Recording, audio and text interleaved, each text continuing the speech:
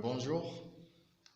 Cette vidéo, la vidéo que nous faisons aujourd'hui encore, c'est juste pour compléter une vidéo précédente où nous avons parlé du visa pour le tourisme. Justement, l'objectif, l'idée que nous avions avec la vidéo, comme nous l'avons dit, un visa touristique est possible pour tout le monde, quoi. Et là, il faut juste aller, comme on l'a dit à la vidéo précédente, aller à l'ambassade du pays où on veut aller et prendre renseignement et prendre ses dispositions. Prendre ses dispositions, ça veut dire quoi? Ça veut dire, par exemple, il y a dans certains pays, ou bien dans le cas de l'Allemagne, on vous dira, il faut avoir, pour faire votre demande de visa, il faut prouver vos moyens de subsistance. Ça veut dire, moyens de subsistance, il faut prouver, en fait, déjà pour le moyen de subsistance, il faut dire que ceci, ça concerne votre salaire. Votre salaire, ça veut dire si vous pouvez avoir un salaire, surtout dans les pays africains, il y a des gens qui ont des salaires mais ils n'ont pas de contrat de travail. Et dans ce cas-là, quand vous faites une demande de visa, on va vous demander votre contrat de travail.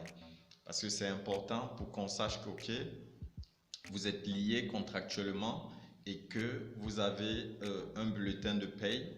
Et aussi, plus important encore, c'est avoir un compte bancaire. Parce que vous pouvez avoir l'argent cash, mais quand vous voulez déjà faire une demande de visa, par exemple, que ce soit pour le tourisme, il vous faut prouver que vous avez assez de moyens, quoi. Assez de moyens, ça veut dire on va regarder votre contrat de travail, on va regarder votre compte bancaire s'il est suffisamment alimenté. Quand on dit suffisamment alimenté, ça ne veut pas dire que vous devez avoir des milliards ou des millions dans le compte, non.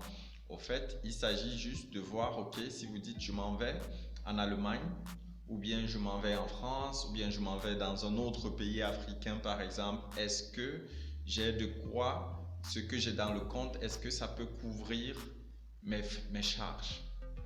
Ça veut dire quoi? Ça veut dire votre hôtel, est-ce que vous l'avez déjà réservé? Euh, est-ce que est-ce que l'argent que vous avez dans le compte peut suffire à vous nourrir dans, pendant votre séjour? Et ceci aussi, ça dépend de tous les pays, quoi. Ça dépend du niveau de vie de pays, quoi. Parce qu'il y a aussi des pays où le niveau de vie n'est pas aussi élevé. L'année dernière, on était par exemple au Maroc, on était par exemple au Sénégal, on était en Guinée.